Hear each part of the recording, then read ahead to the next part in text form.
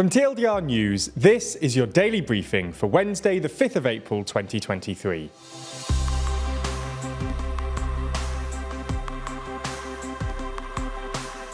Good afternoon. In today's Spotlight story, we run through Trump's appearance in court. This isn't the only thing happening in the world though, so we'll run through three of today's other important stories. And in our exclusive Nebula section, I sit down with Rory and discuss the government's controversial plan to house asylum seekers on ships. But first, what happened when Donald Trump was in court? A few weeks ago, Donald Trump posted on Truth Social that he expected to be arrested on the following Tuesday. That Tuesday came and went, as did the next one. Later that week, it was announced that Trump had been indicted and would face criminal charges.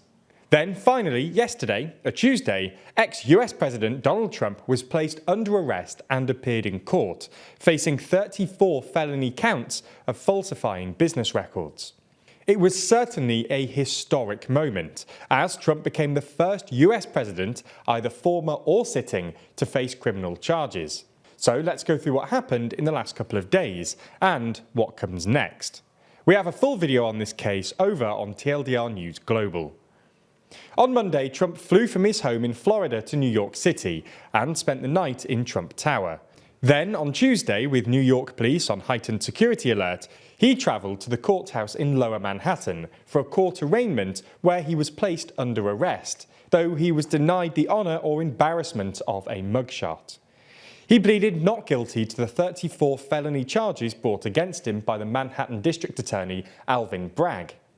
Prosecutors accused Trump and his team of repeatedly and fraudulently falsifying records to conceal criminal conduct that hid damaging information from the public during the 2016 election. They say he operated a catch-and-kill scheme to bury potential damaging stories from emerging.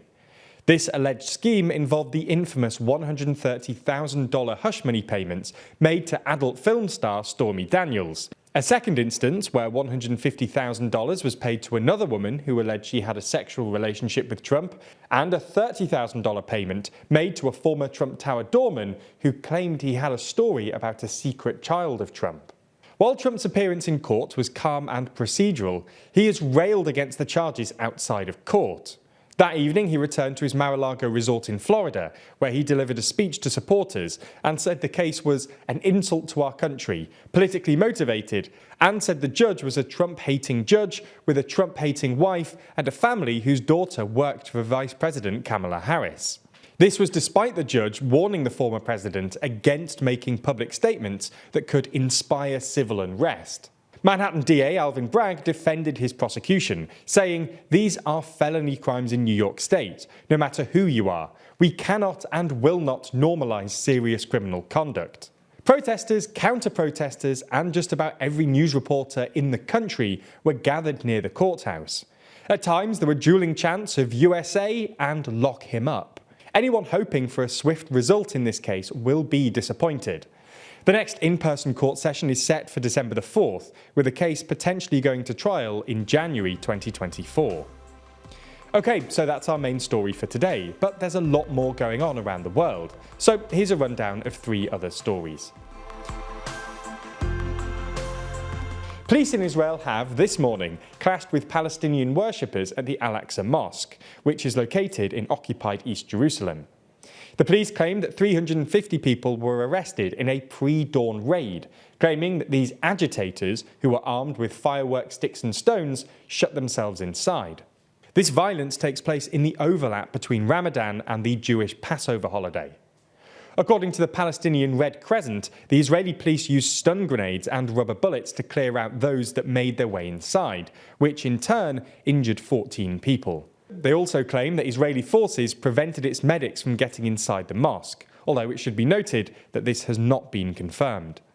In response to the Israeli raid, Palestinian militants in the Gaza Strip fired 9 rockets at Israel, and the Israeli military responded with airstrikes.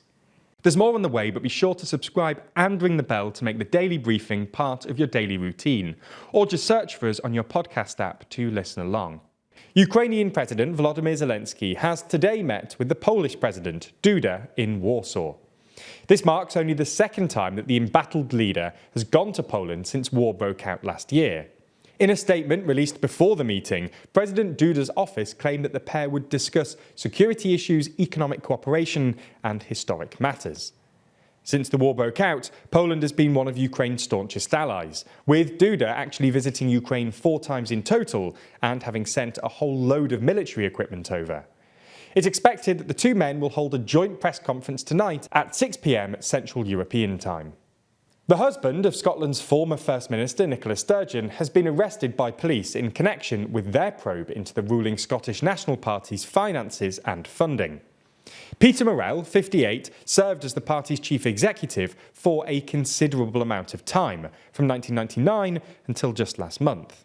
Murrell was taken into police custody on Wednesday morning, while officers also carried out searches at a number of addresses, including the SNP's head office. Sturgeon, who has been married to Peter Murrell since 2010, resigned as Scotland's First Minister and leader of the SNP last month after 8 years, saying that she knew in her head and heart that it was time to go.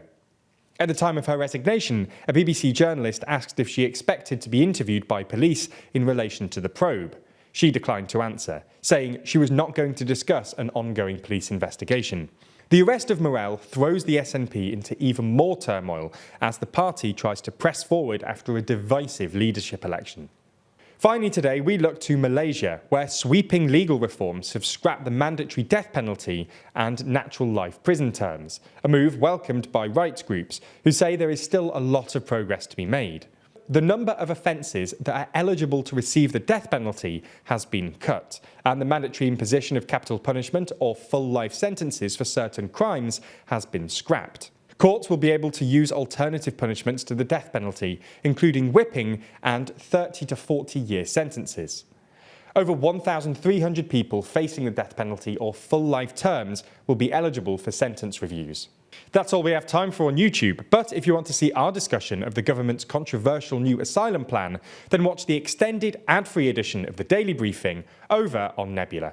That's the streaming service we're building with a bunch of our creator friends, many of whom you're likely to be already watching. That means that by signing up, you not only get an extended ad-free daily briefing every single day, you also get to watch exclusive and ad-free videos from the best educational creators on YouTube. That's things like Real Life Law's incredible Modern Conflicts, which breaks down contemporary disputes around the world, Neo's Underexposure, which beautifully dives into complex and shadowy topics you've always wanted to know more about, or Extremities from Wendover Productions, which uncovers some of the world's most remote places. All of these are only available on Nebula, just like our extended daily briefings and a whole bunch of other exclusive TLDR content which never comes to YouTube. If you want to sign up, use the link in the description so that they know you came through us. That helps us out a whole lot, as does watching on Nebula more generally. So thanks for signing up, and we'll see you on Nebula.